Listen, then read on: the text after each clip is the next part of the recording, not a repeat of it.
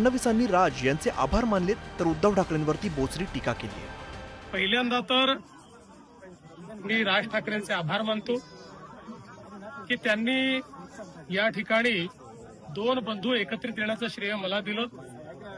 श्रद्धेय बाळासाहेबांचे आशीर्वाद हे मलाच मिळत असतील, पण मला असं सांगण्यात आलं होतं की विजय मेळावा होणार आहे, पण त्या ठिकाणी रुदालीचं भाषण देखील झालं आणि मराठीबद्दल एक शब्द न बोलता आमचं सरकार गेलं, आमचं सरकार पडलं, आम्हाला सरकारमध्ये द्या, आम्हालाच निवडून द्या, हा मराठीचा विजय उत्सव नव्हता, ही रुदाली होती।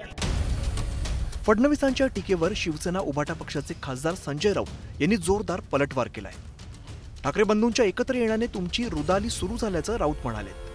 आता रुदाली रडणं बरं का जाहीरपणे हे तुमचं सुरू झालंय। आता काय करा, तुम्ही आणि एकनाथ शिंदे हे एक रडण्याचा कार्यक्रम जाहीरपणे सुरू करा।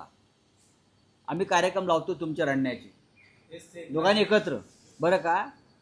कधी फडणवीस गातील, कधी शिंदे तबला वाजवतील, कधी शिंदे गातील, कधी हे तबला वाजवतील आणि तुंतुण्यावरती दुसरे डेप्युटी सेम आहेतच। तर तुम्ही हे कार्यक्रम सुरू करा महाराष्ट्रामध्ये रडण्याचे, जागोजाग रडण्याचे।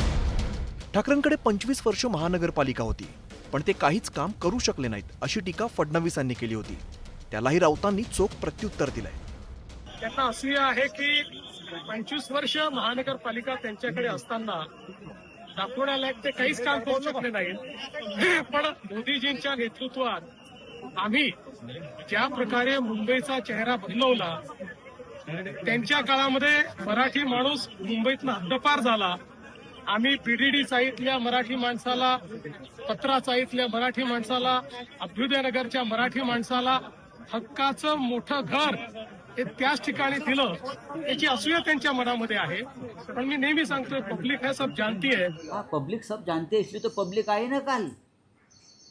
ये पब्लिक सब जानती है आप इतने झूठे लोग हैं, हाँ, इसलिए तो कल लाखों की संख्या में पब्लिक आ गई मिस्टर फडणवीस और मराठी के मुद्दे पर आ गई।